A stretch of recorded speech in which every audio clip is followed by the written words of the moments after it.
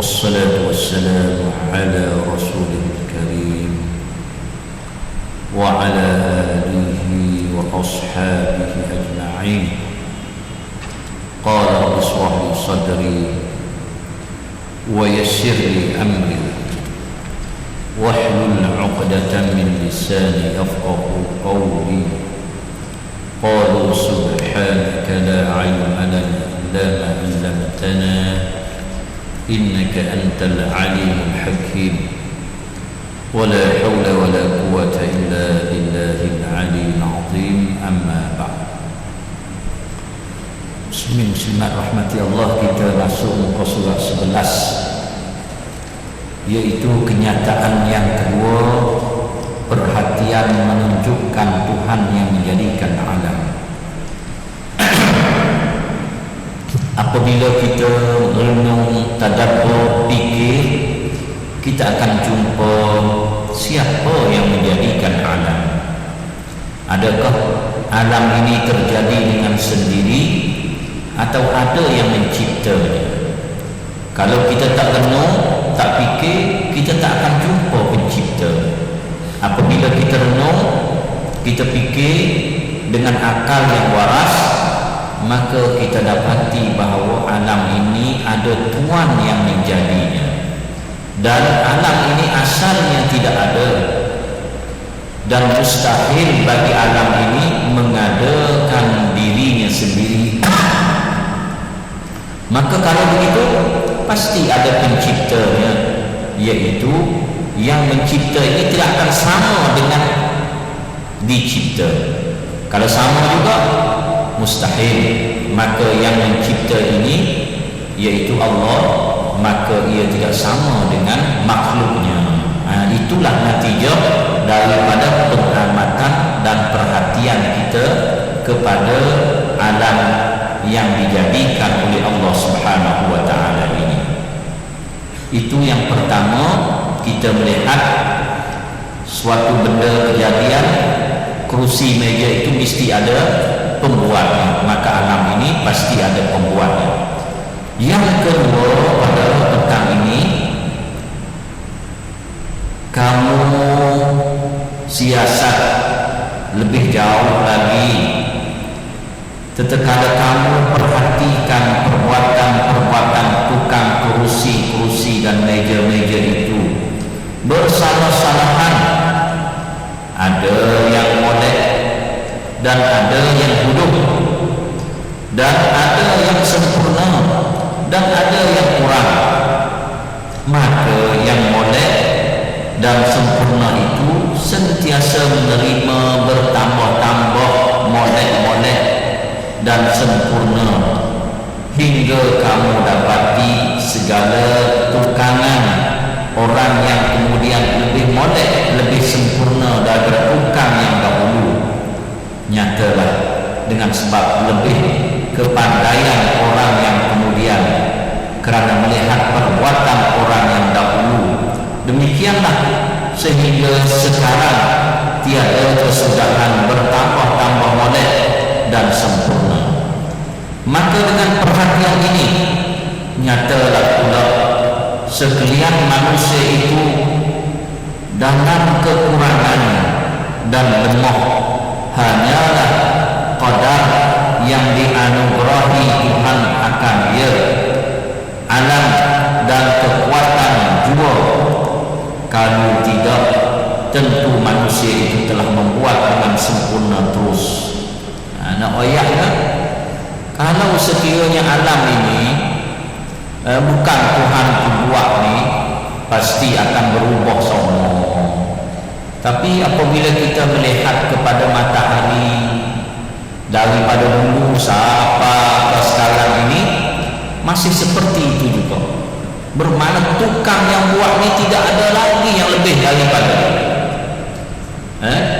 Kalau kereta zaman dulu, kereta tua, mari zaman kita ni, Chevrolet, mari kita ni kereta chopper, macam-macam jenis, lebih cantik daripada dulu. Tukang dulu tak berapa pandai, tukang dia semakin memperbaiki kau cantik. Tetapi cuba kita perhatikan kepada matahari, kepada bulan, adakah ianya ada dua atau ada tiga? Tidak ada, tetap satu je. Kalau tukang itu banyak, Tuhan itu banyak, pasti akan berlaku dua bulan, dua, tiga matahari. Lebih baik daripada dulu kurang curah, sekarang semakin curah. Tetapi nyata tidak, maka menunjukkan pencipta itu adalah satu sahaja, yaitu Allah Subhanahu wa ta'ala, yang tidak ada bandingan dan yang tidak ada serupa dengan Allah nisbah penciptaannya. Ketiga, kamu pandang pula kepada kejadian manusia, bulan, matahari, bintang-bintang, tumbuh-tumbuhan, sama ada yang kecil, ada yang besar, maka kamu dapati titik satunya telah dijadikan cukup lengkap dengan aturan dan kejadian yang elok dan hikmah yang pelik, seperti yang ada tersusun pada manusia itu, yaitu berakal, bertutur, mendengar. Dan apabila kamu pilih kepada bumi, bulan, matahari, binatang-binatang, tumbuh-tumbuhan, maka adalah segala perkara-perkara itu semuanya daripada segala manfaat maslihah dan hikmat yang melemahkan segala akal cerdik pandai memikirkan kejadiannya itu, kerana melengkapi segala keindahan yang tiada tolak banding. Yang demikian nyatalah kepada kamu, sungguhnya yang menjadikan perkara tersebut itu ialah yang mempunyai kuasa yang sempurna, ilmu yang luas, dan bersifat dengan sifat kesempurnaan, yang maha suci dari serupa dengan makhluk. Kita perhati pula kepada kejadian yang Allah cipta ini, mempunyai hikmah, mempunyai kecantikan. Kita tak payah berhenti kepada yang lain. Kita ambil buah timun Cina. Cuba perhati kepada pokok timun Cina. Pokoknya kanun je, boleh besar pokok dia, tapi buahnya besar. Buahnya besar. Daripada segi buahnya pula, kita pun belah, kita dapati di dalamnya ada biji-biji yang diatur keliling pada dalam buah, sebiji,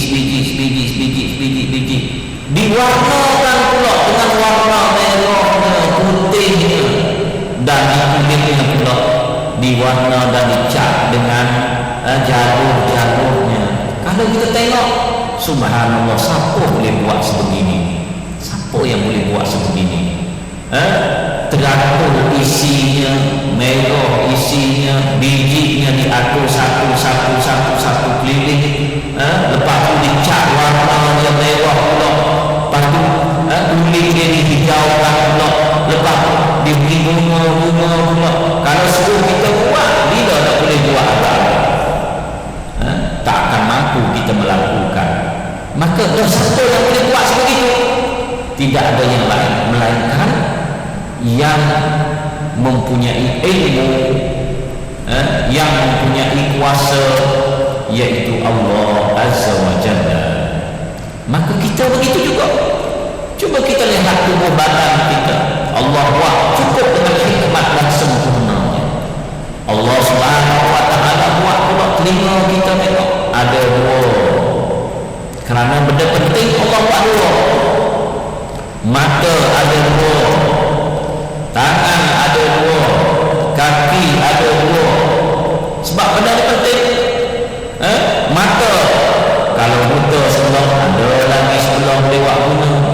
Telinga kalau tuli sebelah, ada lagi sebelah boleh buat dengar.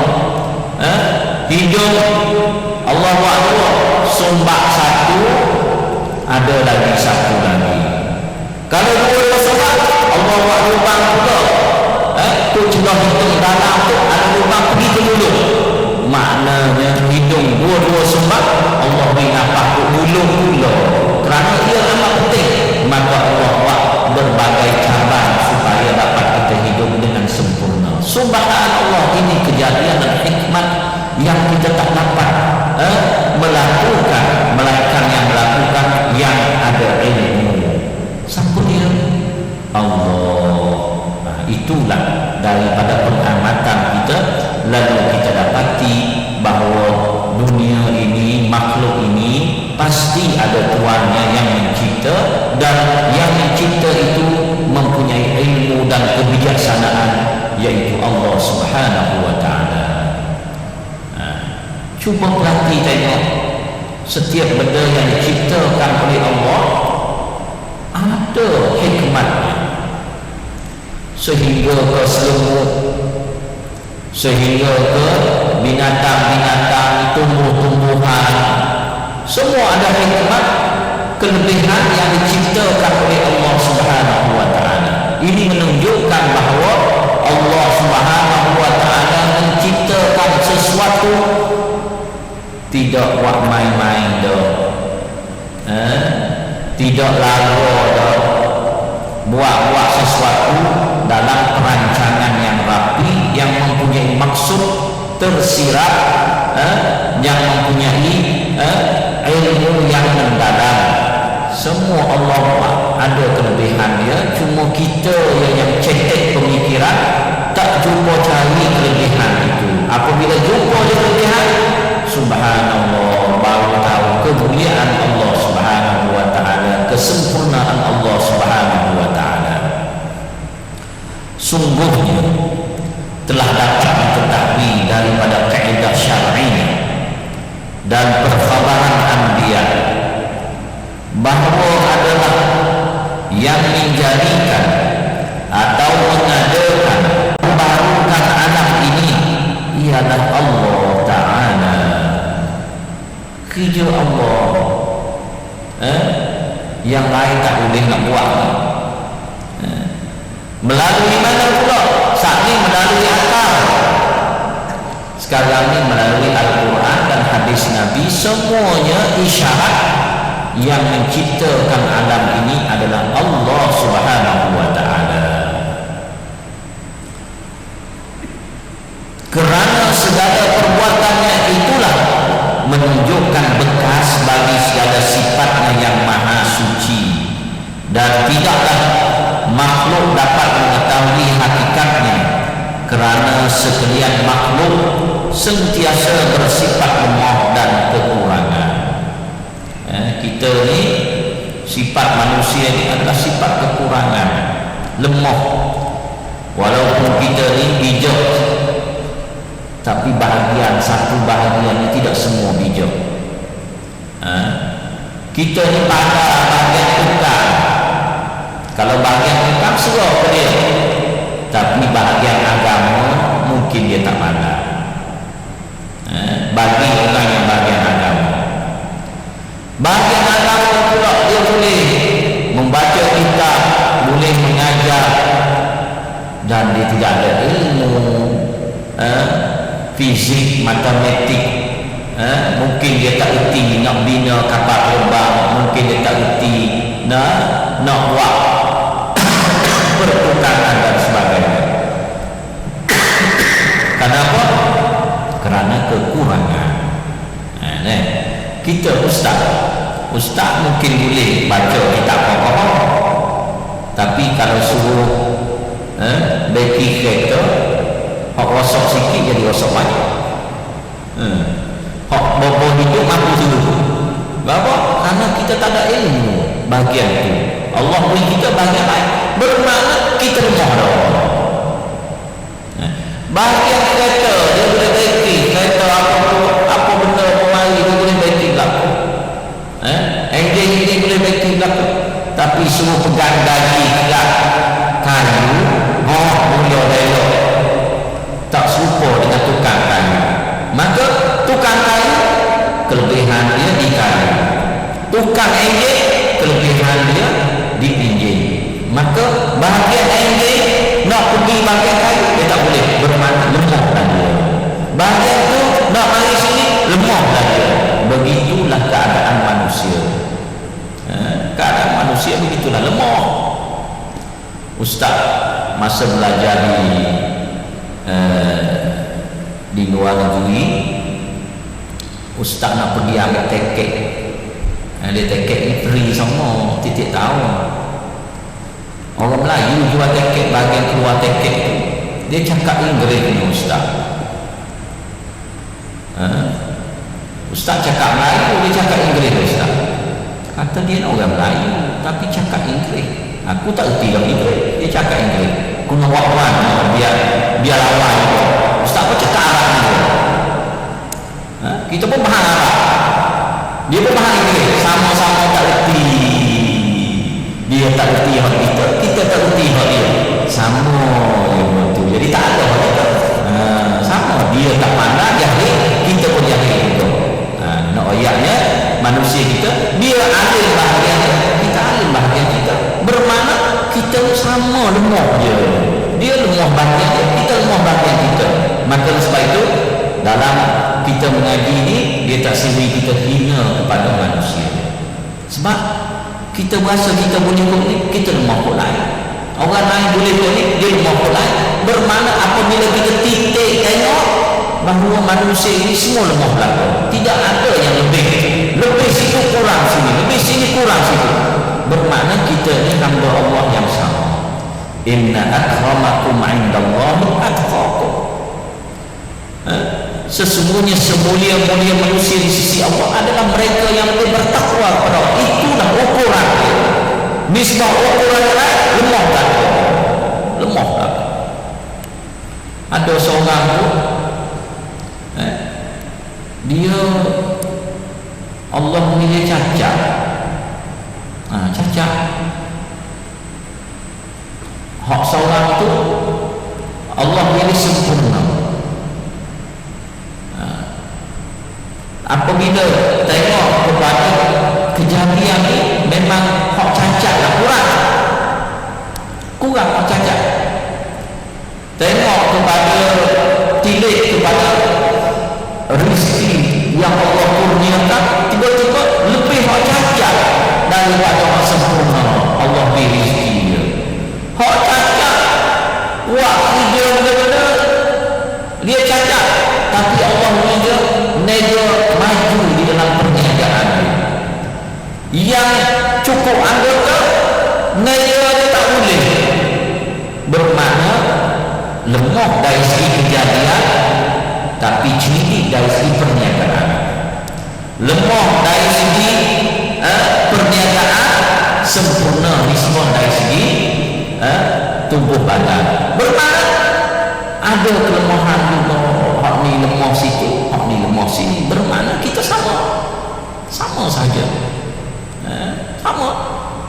Ada seorang tu kita tengok dia senang, ya Allah ni duit, Allah senang sungguh duit, titik bulan masuk 40,000 sebulan, 10,000 sebulan. Kita tengok dia senang, kita susahnya bak duit. Tapi kalau kita tilik nisbah yang lain, kita tilik nisbah yang lain pula. Dia ada duit, tapi Tuhan duit dia penyakit, tak boleh nak makan. Makan tu takut kecingan ni, makan ni takut darah tinggi. Kita hak miskin ni, duit berapa cukup ni, ikut ni hadap belakang, boleh makan belakang. Kita bahagia dari segi makan, dia derita nisbah segi makan. Kita derita nisbah kawakan, dia bahagia nisbah kawakan. Dia lemah dari situ, kita lemah dari sini. Maknanya kalau kita tengok orang setinggi manusia itu, pasti ada lemah dia. Kita pun begitu juga, pasti ada lemah kita. Maka tilik kepada kita, pasti kita ada lemah. Maka kena ingat, kita hamba yang lemah, hamba yang hina. Maka yang lebihnya adalah Allah Azza wa Jalla.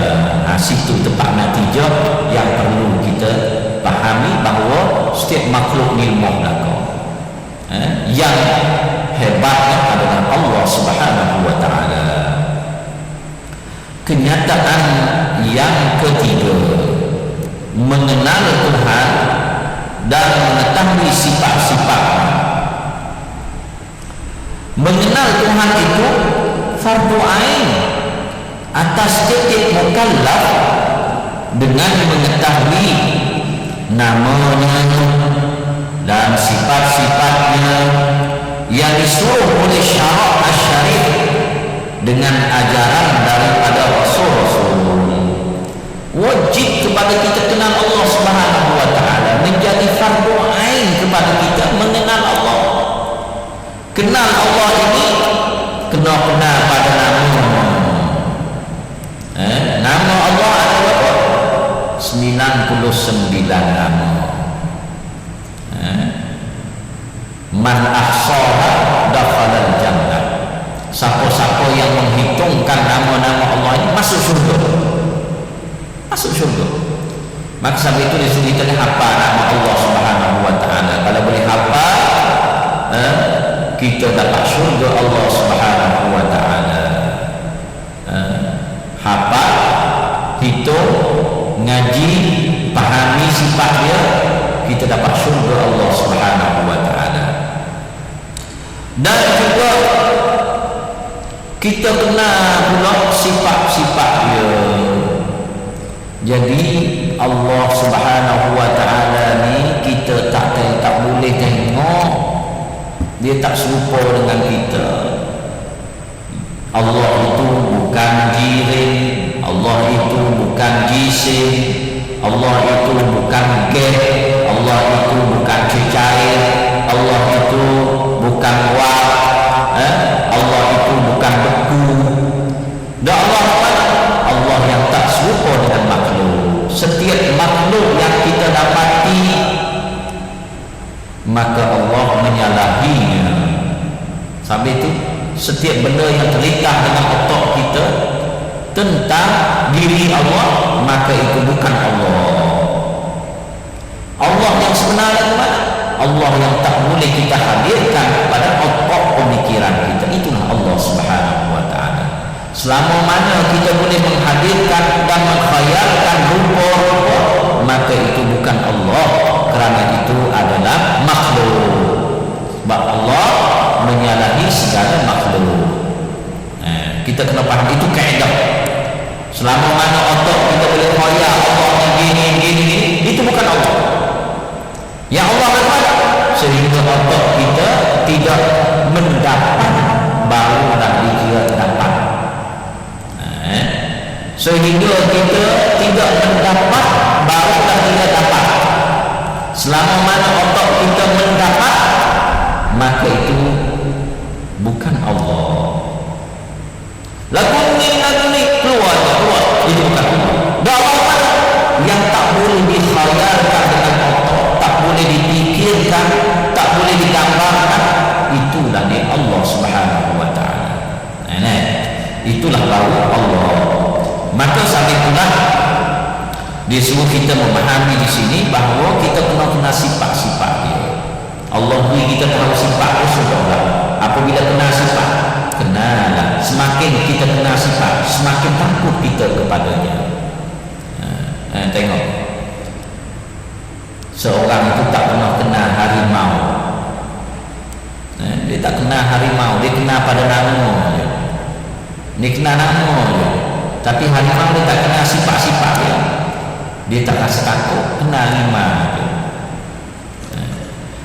Apabila dia kenal harimau ini sifat dia ganas, makan orang, terkam orang, dan sebagainya. Apabila dia masuk dalam hutan, dia tak jumpa harimau, dia tak jumpa lagi harimau.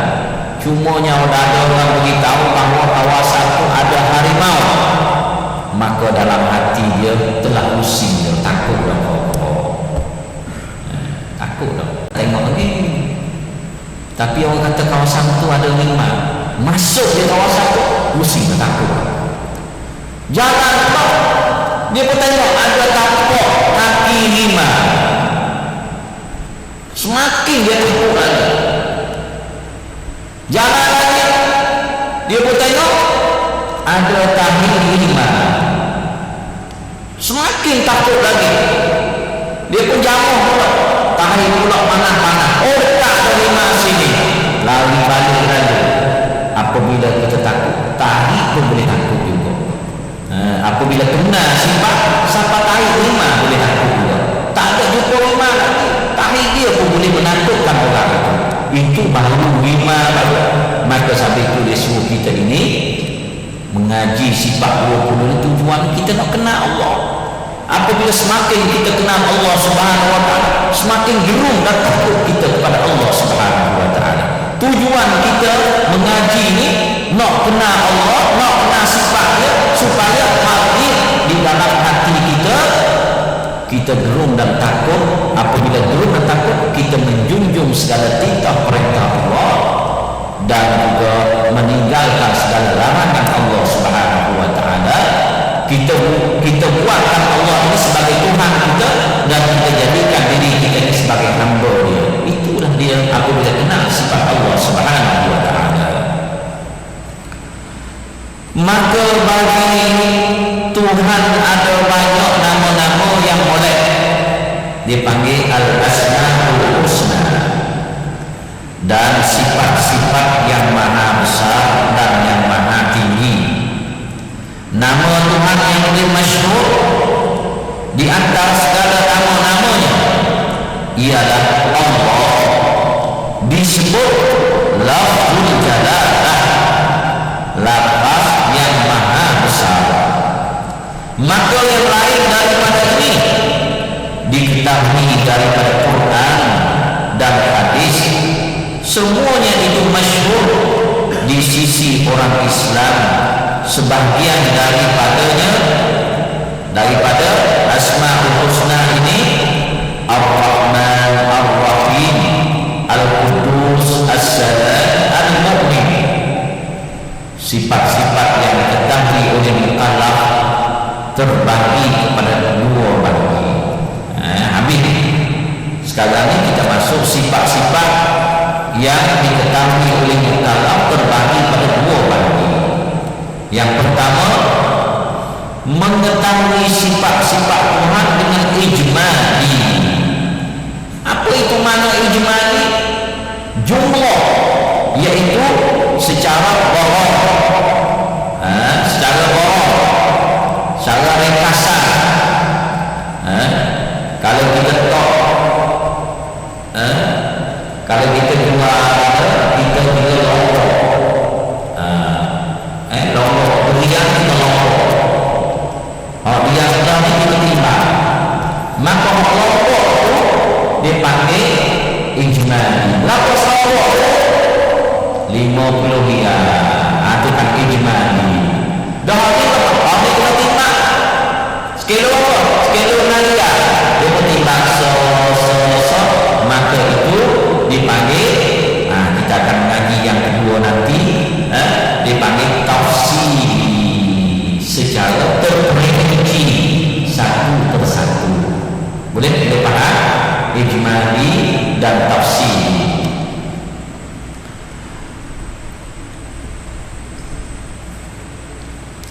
Yaitu bahwa beriktikad dan berpegang oleh seseorang dengan iktikad yang putus, makna tidak ada ragu. Putus ini maksud tidak ragu-ragu lagi, putus, jazim, bahawa Allah bersifat dengan titik sifat kesempurnaan yang layak dengan keadaan ketuhanan, dan mustahil atasnya bersifat dengan apa-apa juga sifat kekurangan. Yang pertama, perlu kita ketahui bahawa Allah ini mempunyai sifat kesempurnaan. Dipanggil dalam bahasa Arab sebagai sifat istirna, iftiqar, duduk di dalam sifat kamalan. Sifat kamalan adalah sifat kesempurnaan. sifat kesempurnaan. Orang yang sempurna tak tumpah, dia kaya dah, maka kaya dipanggil istighna. Orang akan dicari dia, ke mana-mana pun orang tak ada tempat dia, perlukan dia juga, maka dipanggil iftiqar. Maka itulah masuk dalam sifat kesempurnaan Allah Subhanahu wa taala. Sifat sempurna dia panggil sifat kamalat. Di dalam sifat kamalat ini ada sifat iftiqar dan ada sifatnya istighna. Iftiqar ini semua makhluk berhajat kepada Allah. Istighna, Allah Maha Kaya. Allah Maha Kaya bermaksud Allah tak perlukan pertolongan daripada kita, tak perlu apa-apa daripada makhluk, sebab Allah Maha Kaya. Itu dipanggil sifat kesempurnaan. Sempurna yang layak bagi Allah Subhanahu wa taala. Yang layak bagi ketuhanan dia. Jangan kita kata Tuhan bersifat sifat kaya yang layak bagi dia. Okey, sempurna tak apa. Tapi kalau kita kata Tuhan buta yang layak bagi dia, tak boleh. Sebab sifat buta itu sifat kekurangan. Tapi jangan meletakkan yang layak bagi dia, sebab yang buta tak layak bagi Tuhan. Tak layak bagi Tuhan. Tuhan bertempat yang layak bagi dia. Tak jadi. Tak boleh. Sebab tempat itu adalah sifat kekurangan. Tempat-tempat ni kalau kita ini nak tempat mana juga perlu berhajat, maka Allah tak berhajat pada tempat. Maka kalau kata Allah tempat, dia kata ini sifat kepada Allah, maka salah. Sebab tempat itu adalah sifat kekurangan. Orang yang nak pada tempat sifat kekurangan. Macam kita, tengok kita ni bertempat. Sebab kita tempat, kalau tak ada tempat, ada tempat. Sebab kita ni lemah, maka Allah Subhanahu wa taala tidak bertempat. Itu pahaman ahli sunnah wal jamaah. Adapun mereka yang mengatakan Tuhan itu bertempat, maka pendapat ini adalah tempat Jahmiyah atau pendapat bukan Jahmiyah, pokok yang digelar sebagai Hashmiyah ataupun musyabbihah, atau pokok ni pokok yang menyerupakan Allah dengan makhluk. Kalau kata Allah itu bertempat, pokok ni adalah pokok yang pegangan yang salah. Dan ahli sunnah wal jamaah, Allah itu tidak bertempat. Baiklah, kita fikir dengan akal. Tempat-tempat ini adalah makhluk. Tempat itu makhluk. Seperti aras adalah makhluk. Allah Subhanahu wa taala menciptakan aras. Allah ada bau daripada aras. Allah ciptakan aras. Tiba-tiba Allah jadikan aras itu tempat dia duduk. Tak jadi. Dah sebelum ada aras, Allah di mana kalau dalam tempat? Sebelum adanya aras itu, Allah di mana? Sebab adanya aras, Allah pun pindah hidup di antara. Ini mustahil, kerana makna di sini bukan makna pergi tumpang duduk. Dipanggil makna qahrah wal ghalabah. Allah ciptakan sesuatu, Allah qahrah wal ghalabah di atas sesuatu itu. Allah menguasai di atas sesuatu, memerintah di atas sesuatu itu. Bukan makna Allah pergi duduk tumpang di atas benda yang Allah cipta. Allah berpindah daripada satu tempat pergi pada satu tempat, itu mustahil bagi Allah, kerana sifat berpindah itu adalah sifat makhluk. Allah tidak menyerupai makhluk. Bagaimana ia berpindah daripada satu tempat kepada satu tempat? Dan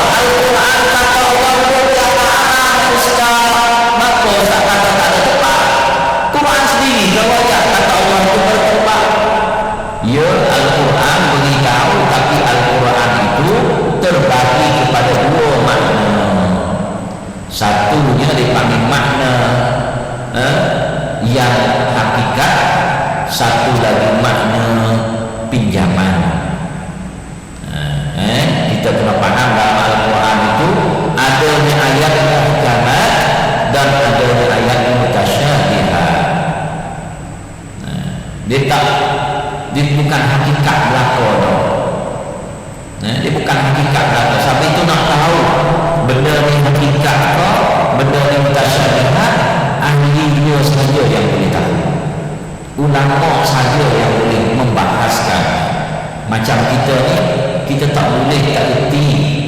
Tapi yang membagikan ini ayat mutasyabihat, ini ayat muhkamat, siapa yang boleh bagi?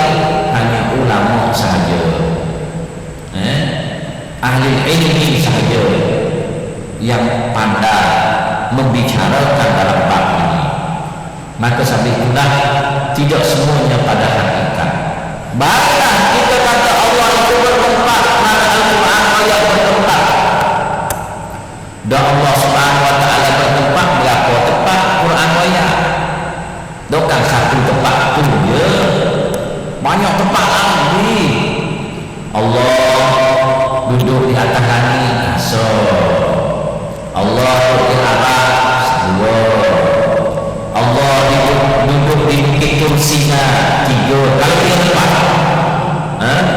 Allah duduk di pokok dalam kisah Nabi Musa, empat. Allah duduk depan Allah semayang, lima. Banyak lagi kalau dia tempat semua daripada Al-Quran, semua daripada hadis Nabi Sallallahu Alaihi Wasallam. Ada nak tinggal mana? Ni Quran tak? Dah apa tak kata Tuhan duduk di bukit Tursina di waktu Nabi Musa pergi bertemu dengan Allah Subhanahu Wa Taala di bukit Tursina. Bermacam-macam. Kalau kira, kenapa tak ambil hal itu? Sebab itu pun Quran, itu pun cerita daripada Al-Quran Al-Karim juga.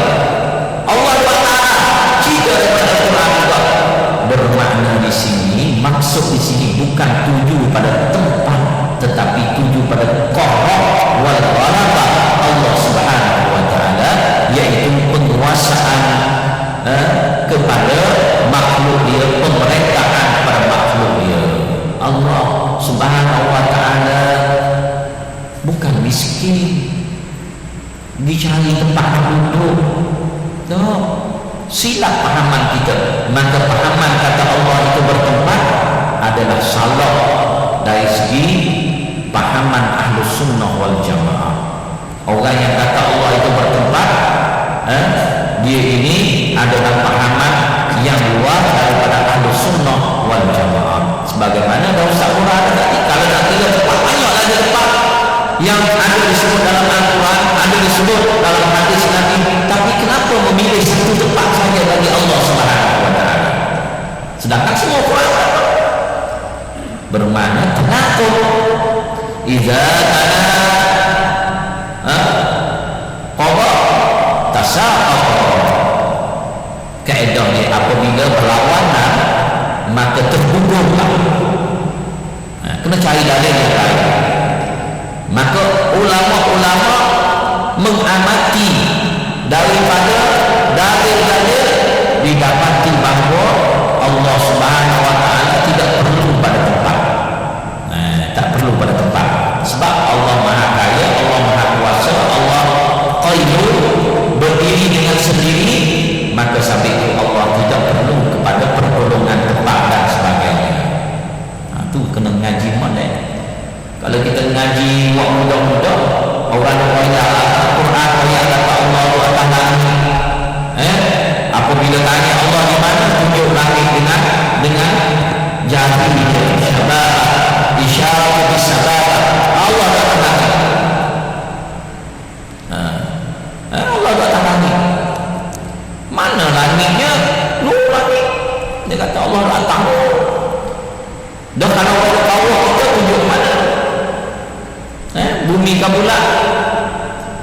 Kita di atas, orang di bawah kita tunjuk bawah. Orang ni tunjuk atas, orang ni tunjuk bawah, orang ni tunjuk bawah ni. Dia mana seorang atas? Tak ada tempat. Tak boleh nak menentukan tempat bagi Allah. Kata di atas tu mana? Sebab orang di bawah kita ke atas, dia ke bawah. Cicak, dia di atas.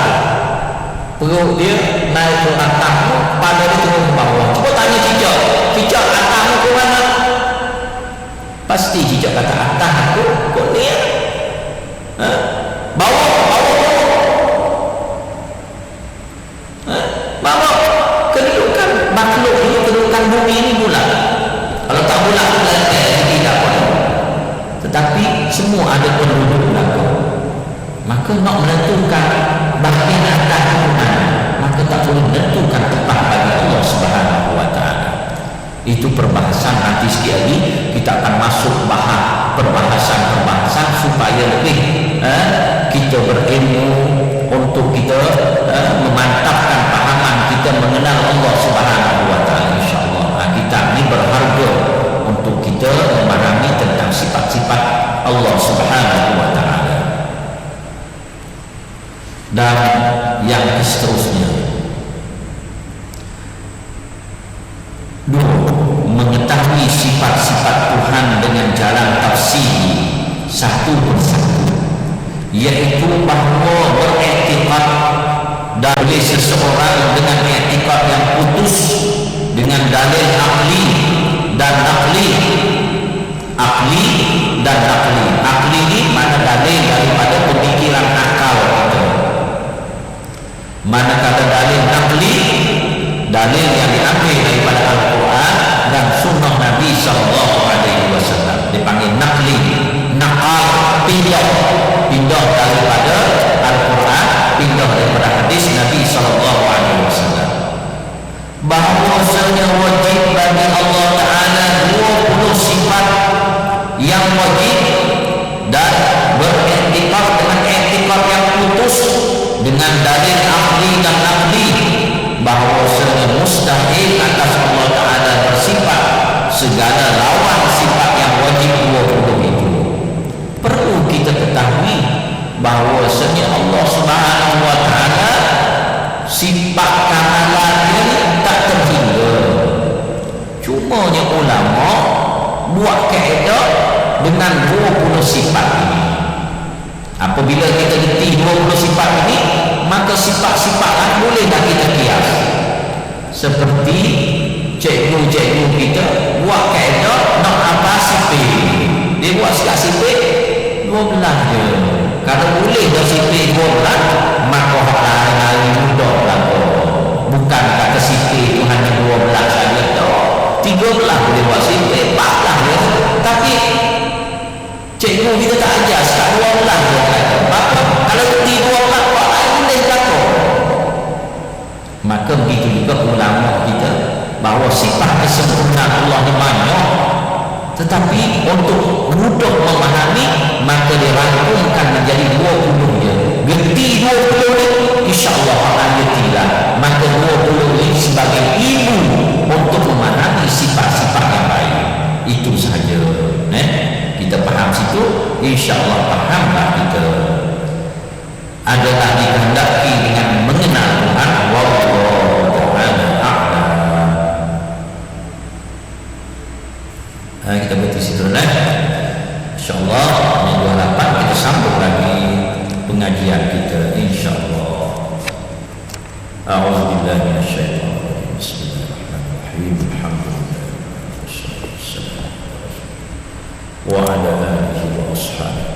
Allahumma inna nas'aluka ridhaka wal jannah wa na'udzubika min sakhatik. Rabbana hab lana min azwajina wa dhurriyyatina qurrata a'yun waj'alna lil muttaqina imama.